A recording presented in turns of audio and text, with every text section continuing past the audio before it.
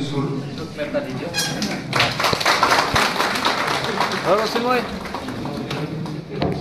ইয়াৰ পিছত আহিব 693 number তাৰান্তি LP school ইপিনে চাব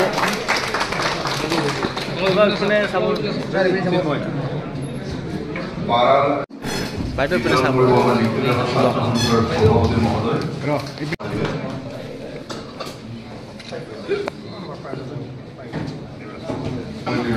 প্রেসিডেন্ট মহোদয়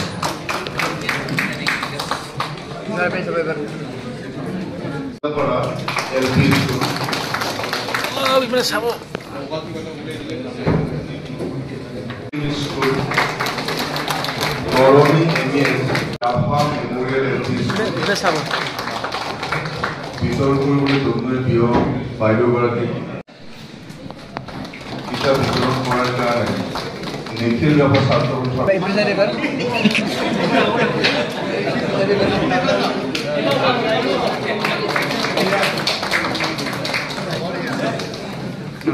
নেশ্যনেল এডুকেশ্যন পলিচি 2020 অনুযায়ী সমগ্ৰ ভাৰতবৰ্ষতে মাতৃভাষাৰ শিক্ষা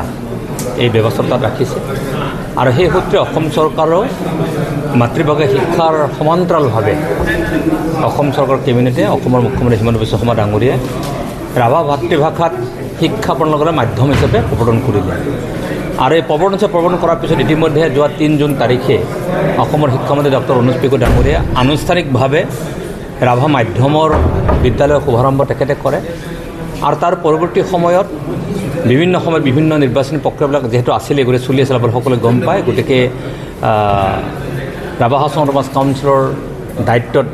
কিতাপ প্ৰকাশৰ যিহেতু দায়িত্ব আছিলে আৰু আমি সামগ্ৰিকভাৱে আজি আনুষ্ঠানিকভাৱে কিতাপসমূহৰ বিতৰণৰ ব্যৱস্থাখিনি আমি কৰোঁ আৰু সেই সূত্ৰে আজি 55খন বিদ্যালয়ত প্ৰায় 60খন বিদ্যালয়ত আমি এইটো কৰোঁ আৰু পৰ্যায়ক্ৰম বাকী ৰাভা সাহিত্য বা গোটেই কামবিলাক কৰিব কোনো অসুবিধা নাথাকে গোৱালপাৰা জিলাত 81খন আৰু কোকৰাঝাৰ জিলাত 24খন বিদ্যালয় যিটো প্ৰথমভাৱে সাঙুৰি 105খন বিদ্যালয় আৰু মই ভাবোঁ এই মাতৃভাষা শিক্ষাই ৰাভা জনগোষ্ঠীৰ মাতৃভাষাত শিক্ষা গ্ৰহণ কৰি জ্ঞান আহৰণ কৰিবৰ কাৰণে ফাউণ্ডেশ্যন ষ্টেজটোক ভাল কৰি তুলিবৰ কাৰণে এটা সুবিধা গ্ৰহণ কৰিলে মই হেচেগতে অসম মুখ্যমন্ত্ৰী হিমন্ত বিশ্ব শৰ্মা ডাঙৰীয়ালৈকে অসমৰ শিক্ষামন্ত্ৰী ডক্টৰ অনুজ পেগু ডাঙৰীয়ালৈকে অসমৰ গোটেই কেবিনেটখনলৈকে মই বহুত ধন্যবাদ কৃতজ্ঞতা জ্ঞাপন কৰিলোঁ আৰু দীৰ্ঘদিন ৰাভা জাতিৰ এটা ডিমাণ্ড আছিল যে মাধ্যম হিচাপে ইয়াত প্ৰয়োগ কৰিব লাগে মাধ্যমটো প্ৰকাশ কৰিব লাগে বা মাধ্যমটো হিচাপে ঘোষণা কৰিব লাগে ঘোষণা কৰিলে আৰু ৰাভা ৰাইজৰ যি ধৰণৰ আনন্দৰ উৎসাহ সেই আনন্দৰ উৎসাহটো মই ভাবোঁ সুন্দৰ ৰূপত ই প্ৰতিফলিত হ'ব তাৰ কাৰণে মই ব্যৱহাৰ কৰোঁ ধন্যবাদ কৃতজ্ঞতা জ্ঞাপন কৰিম ৰাভা জাতিৰ উন্নয়ন সংগঠন আৰু মহিলা পৰিচয় ডিমাণ্ড কমিটি ধৰি আদি কৰি যিমানবোৰ সংগঠন আছে এটা দীৰ্ঘদিনৰ দাবী ইতিমধ্যে পূৰণ হৈছে আৰু সকলোৱে মিলি আমি ইয়াক আন্তৰিকতাৰে গ্ৰহণ কৰিছোঁ আৰু এই আন্তৰিকতাটো মই ভাবোঁ ৰাভা মাধ্যমটোক আগুৱাই নিয়াত সহায় কৰিব আৰু ইয়াত কাউন্সিলে যৎপৰোনাস্তি চেষ্টা চলাব যে মাধ্যম ঘোষিত হোৱা বিদ্যালয়সমূহৰ যাতে কোনো ক্ষতিখুদ ৰৈ নাযায় কোনো ধৰণৰ অসুবিধাটো নহয় শিক্ষকসকলৰ শ্বৰ্টেজটো নাহে তাৰ ক্ষেত্ৰত চোকা নজৰ আৰু দৃষ্টিভংগী ৰাখিম যাতে মাধ্যম আৰু মাতৃভাষা শিক্ষাই জাতিটো বহু দূৰ আগুৱাই লৈ গ'লে ৰাভা ভাষাটোক বিকশিত আৰু প্ৰচাৰিত কৰাৰ ক্ষেত্ৰত সহায়